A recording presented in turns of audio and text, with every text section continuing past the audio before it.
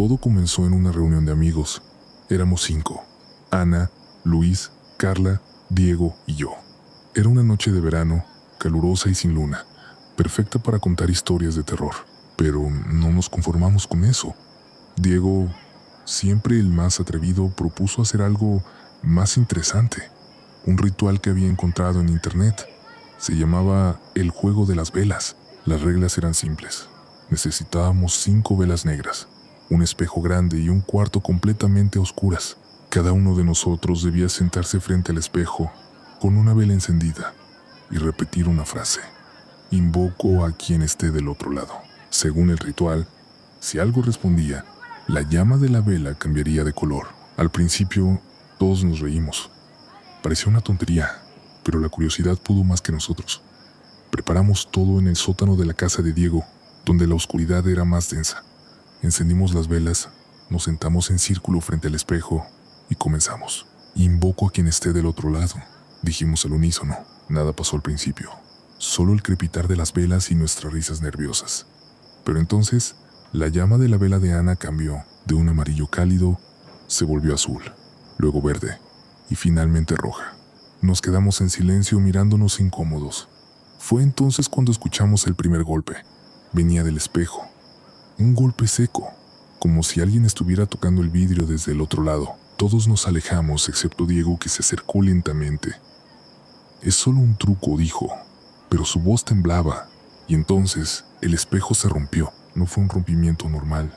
Fue como si algo lo hubiera empujado desde dentro, haciendo que el vidrio se astillara en 1000 pedazos. De los fragmentos salió una neblina oscura que se arremolinó en el aire antes de tomar forma. Era una figura alta, con ojos brillantes y una sonrisa que no prometía nada bueno. Gritamos y corrimos hacia la puerta, pero estaba cerrada. La figura se acercó lentamente, susurrando palabras en un idioma que no entendíamos.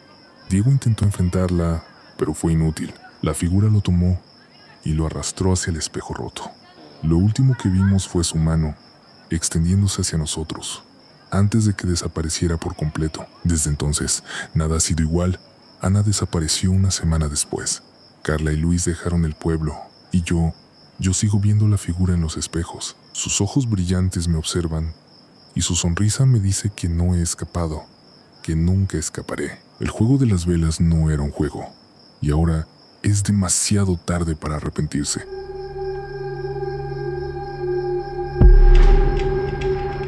Nunca debimos haberlo hecho.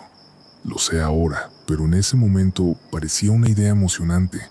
Todo comenzó cuando mi mejor amiga, Valeria, encontró un viejo libro en el mercado de pulgas. Era un libro pequeño, encuadernado en cuero desgastado, con páginas amarillentas llenas de símbolos extraños y textos en un idioma que no reconocíamos. En la última página había un ritual llamado el ritual de los espejos rotos. Según el libro, si se realizaba correctamente, te permitía ver el futuro, pero había una advertencia: no rompas el espejo hasta que el ritual esté completo. Valeria y yo éramos curiosas por naturaleza, y la idea de ver el futuro nos fascinó. Decidimos intentarlo en su casa, una noche en que sus padres estaban fuera. Seguimos las instrucciones al pie de la letra. Necesitábamos un espejo redondo, 7 velas negras, un cuchillo de plata y una gota de sangre de cada participante. Colocamos el espejo en el centro de la habitación, rodeado por las velas. Con el cuchillo, nos hicimos un pequeño corte en el dedo y dejamos caer una gota de sangre sobre el espejo.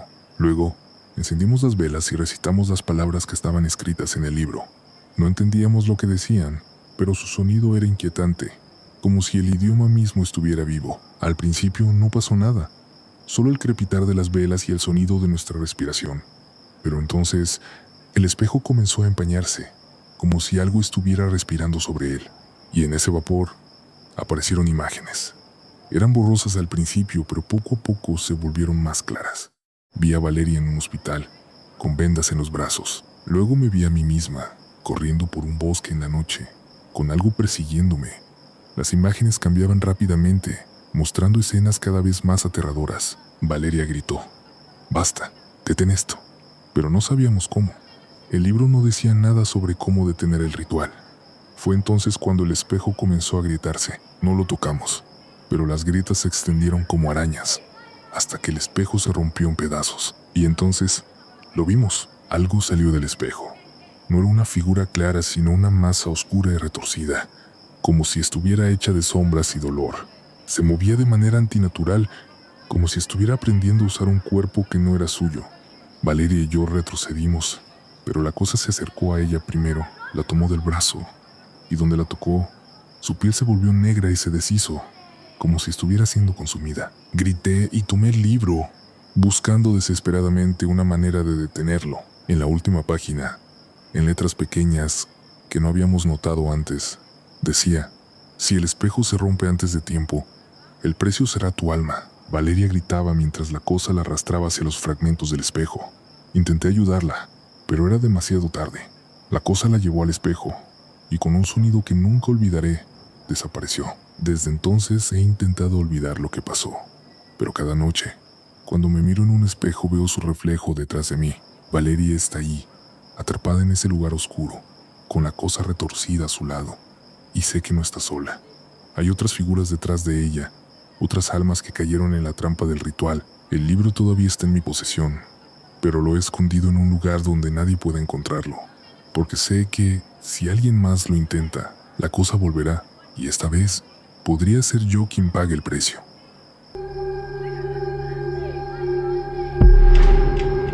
Todo comenzó cuando mi abuelo falleció. Era un hombre misterioso, siempre rodeado de objetos extraños que coleccionaba en sus viajes por el mundo. Cuando limpiábamos su casa después del funeral, encontré un reloj antiguo en el desván. Era un reloj de péndulo, con un diseño intrincado y un tic-tac que resonaba de manera inquietante. Mi familia no quería quedárselo, pero a mí me fascinó. Lo llevé a mi apartamento y lo colgué en la pared del salón. Al principio parecía un reloj normal, pero una noche noté algo extraño. El péndulo se detuvo, aunque el reloj seguía funcionando. Y entonces las manecillas comenzaron a moverse al revés. Me quedé mirando, hipnotizado, mientras los minutos y las horas retrocedían. Cuando el reloj marcó la medianoche, se escuchó un golpe fuerte en la puerta. Fui a abrir, pero no había nadie, solo el viento frío de la noche. Volví al salón y me di cuenta de que algo había cambiado. El reloj estaba quieto otra vez, pero la habitación parecía más oscura, más fría. Y entonces lo vi.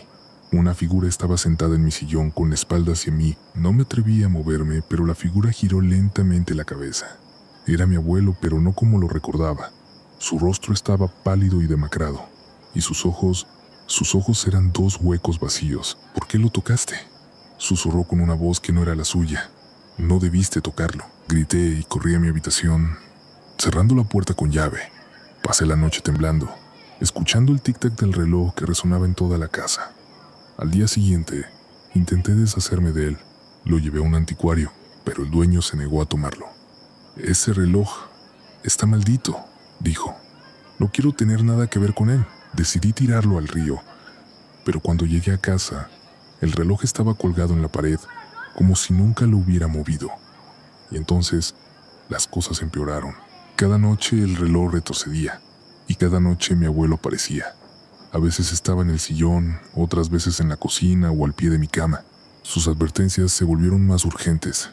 Debes devolverlo, decía, antes de que sea demasiado tarde, pero no sabía cómo. El libro que encontré en el desván de mi abuelo hablaba de un ritual para liberar el reloj de su maldición, pero requería algo que no estaba dispuesto a dar: una vida.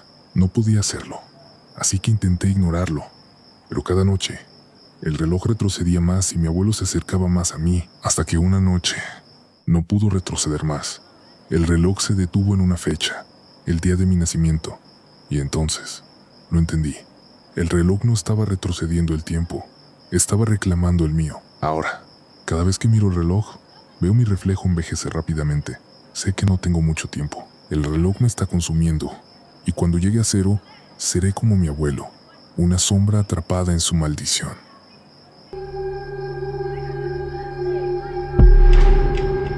Nunca pensé que una simple llamada telefónica pudiera cambiar mi vida para siempre.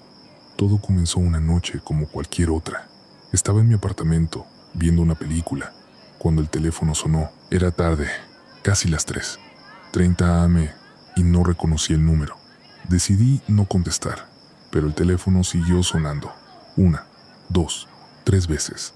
Finalmente, lo atendí. Al otro lado de la línea, solo había silencio.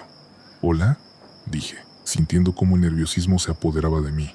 Y entonces escuché una voz. Era baja, casi un susurro, pero clara. «Te estoy mirando», dijo. Colgué de inmediato. Mi corazón latía con fuerza y me sentí tentado a bloquear el número, pero algo me detuvo. Quizás fue la curiosidad o tal vez el miedo, pero decidí esperar. Minutos después, el teléfono sonó de nuevo. Esta vez no lo atendí, pero el sonido no se detuvo. Una y otra vez, el teléfono sonaba, y cada vez que lo ignoraba, la sensación de que alguien me observaba se hacía más intensa. Finalmente, contesté. «¿Quién es?», pregunté, tratando de mantener la calma. La voz respondió. «Estoy aquí». Y entonces, escuché un golpe en la puerta de mi apartamento. Casi me desmayo del susto. Me acerqué a la puerta y miré por la mirilla. No había nadie. Abrí la puerta con cautela, pero el pasillo estaba vacío. Sin embargo, en el suelo, justo frente a mi puerta, había una foto. Era una foto mía, tomada desde afuera de mi ventana, mientras yo estaba sentado en el sofá viendo la película. La fecha y la hora en la parte inferior de la foto decían 3:30 y 3 a.m. Corrí a cerrar la puerta y revisé todas las ventanas, asegurándome de que estuvieran bien cerradas, pero la sensación de que alguien me observaba no desapareció. El teléfono sonó de nuevo, y esta vez la voz dijo: «Déjame entrar». No supe qué hacer. Llamé a la policía, pero cuando llegaron no encontraron nada. No había rastro de la foto, ni de alguien merodeando por el edificio.